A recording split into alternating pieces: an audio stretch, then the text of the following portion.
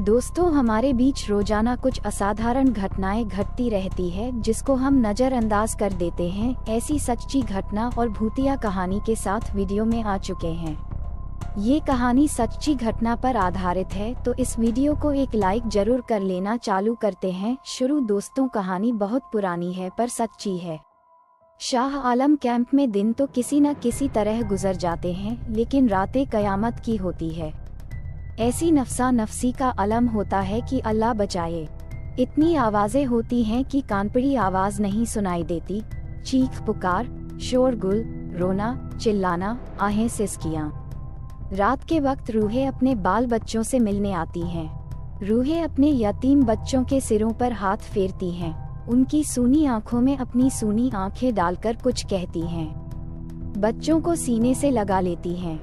जिंदा जलाए जाने से पहले जो उनकी जिगरदोज चीखों निकली थी, वे पृष्ठभूमि में गूंजती रहती हैं। सारा कैंप जब सो जाता है तो बच्चे जागते हैं। उन्हें इंतजार रहता है। तुम कैसी हो अम्मा? माँ खुश नजर आ रही थी, बोली सिराज। अब मैं रूह हूँ, अब मुझे कोई जला नहीं सकता। अम्मा, क्या मैं भी तुम्हारी तरह हो सकता हूँ? शाह आलम कैंप में आधी रात के बाद एक औरत की घबराई बौखलाई रूह पहुंची जो अपने बच्चे को तलाश कर रही थी। उसका बच्चा न उस दुनिया में था न वह कैंप में था। बच्चे की माँ का कलेजा फटा जाता था। दूसरी औरतों की रूहें भी इस औरत के साथ बच्चे को तलाश करने लगी। उन सब ने मिलकर कैंप छान मारा। मोहल्ले गईं। घर धू धू करके जल रहे थे। चूंकि वे रूहें थीं, इसलिए जलते हुए मकानों के अंदर घुस गईं।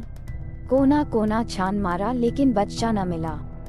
आखिर सभी औरतों की रूहें दंगाइयों के पास गई।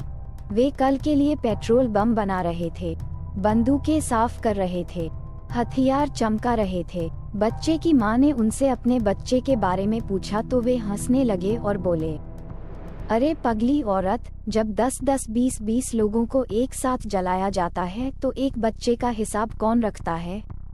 पड़ा होगा किसी राख के ढेर में।